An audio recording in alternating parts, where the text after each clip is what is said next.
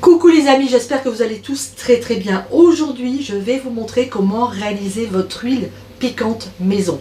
Vous allez voir, c'est très facile à réaliser. J'espère que vous avez dans le jardin quelques herbes aromatiques et à partir de là, vous allez voir, en un tour de main, c'est fait. Pour réaliser votre huile pimentée maison, il va vous falloir des piments. Ici, on a des piments frais de cette année et je vais également mettre des piments secs de l'année dernière. Il va vous falloir de l'ail, du poivre, des grains de poivre, des graines de coriandre, des baies roses et puis les herbes que vous avez au jardin. Ici, moi j'ai pris du laurier, du thym, du romarin, de la sarriette et de l'origan. Pour réaliser mon huile pimentée, je vais utiliser l'huile d'olive de mes partenaires Terra Delissa. C'est celle que je préfère. Mais si vous n'aimez pas l'huile d'olive, vous pouvez très bien réaliser cette recette avec de l'huile de tournesol, comme ici. Ici, c'est de l'huile de tournesol ou de l'huile de colza. C'est vous qui faites votre choix. Pour les contenants, les bouteilles, moi je vous invite à récupérer des bouteilles quand vous avez fini une boisson. Vous lavez tout simplement toutes les étiquettes, vous nettoyez bien tout ça et regardez, vous obtenez des jolies bouteilles. Ah, pas cher. Je vais commencer par m'occuper de mes piments. L'avantage du piment sec, c'est qu'il va rentrer entier dans la bouteille. Je vais peut-être mettre laisser la petite queue comme ça. Hop. Voilà, donc ça, pour l'instant, on s'en occupe pas. Les piments frais, on va enlever la queue, on va les couper en deux et on va les recouper comme ça.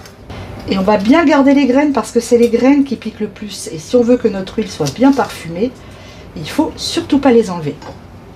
Allez, on remplit notre bouteille. Vous voyez notre piment entier, on va le plier et on va venir le glisser dans la bouteille. C'est parti.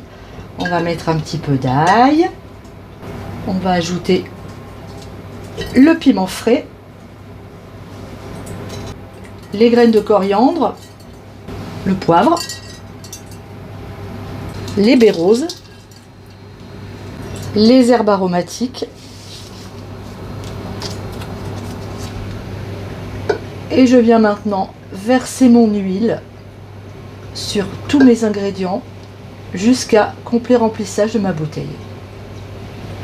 Il ne reste plus qu'à fermer le bouchon. Alors, notre huile d'olive, on va la laisser dans la cuisine, dans un endroit assez chaud en tout cas, pendant un mois. Ensuite, on pourra la ranger dans un placard ou dans la remise.